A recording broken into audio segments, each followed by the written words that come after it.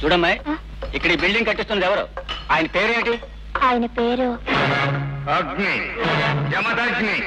From vigilance department. ఈ భవన నిర్మాణానికి ఇంత డబ్బు ఎక్కడి నుంచి వస్తుందో వివరాలు తెలుసుకోవడానికి వచ్చాం. I see. మీరు ఇన్కమ్ ట్యాక్స్ కడుతున్నారా? కట్టడం లేదు. ఇన్కమ్ లేకుండా, ఇన్కమ్ ట్యాక్స్ కట్టకుండా మీరు ఇంత పెద్ద భవనం ఎలా కట్టగలుగుతున్నారు? అధామ పక్షం ఈ భవనం కట్టడానికి 30 లక్షలు అవుతుంది. ఇంత డబ్బు ఎక్కడ సంపాదించారు? అగ్గి పెట్టిందా?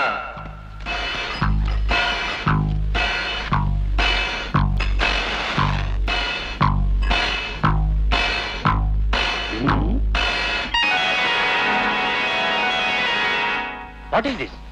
ఏమిటండి ఇదంతా? ఈ ప్రజా వైద్యశాల నిర్మాణానికి విరాళాలు ఇచ్చిన సరళ హృదయుల జాబితా చూడండి. సుబ్బారావు 10 రూపాయలు, కరిముల్లా 3 రూపాయలు, ఇమానియల్. ఆచార్య గారు ఆపండి. ఎవరండి వీళ్ళంతా? కార్మికులు, కర్షకులు, శ్రామికులు. ఇంత డబ్బు ఈ అడ్రస్ లేని వాళ్ళు ఇచ్చారా?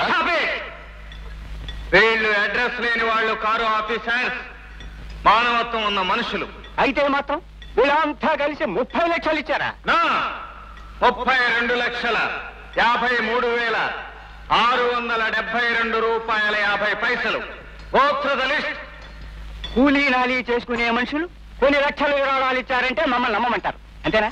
కన్నీటికి అర్థం తెలిసిన మనుషులు, కష్టానికి నిర్వచనం తెలిసిన మనుషులే ఇలాంటి సాయం చేస్తారు ఆఫీసర్స్. ఎదుటి వాళ్ళ కష్టాన్ని దోచుకునే వాళ్ళు మాత్రం పాప పరిహారార్థం 7 కొండలెక్కి హుండీలో వేస్తారు లక్షలకు లక్షలు.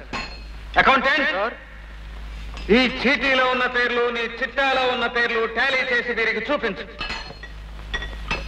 మై డియర్ ఆఫీసర్స్, మీరు సరళ హృదయులైతే, మీలోనూ మానవత్వం ఉంటే ఈ ప్రజా వైద్యశాలకు మీరు తలా ఒక 10 రూపాయలు చందా ఇస్తే సంతోషిస్తాను.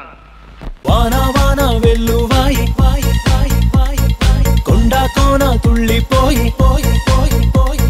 చెలియ చూపులే చిలిపి జల్లులై మేను తాకగా ఏదో ఏదో ఏదో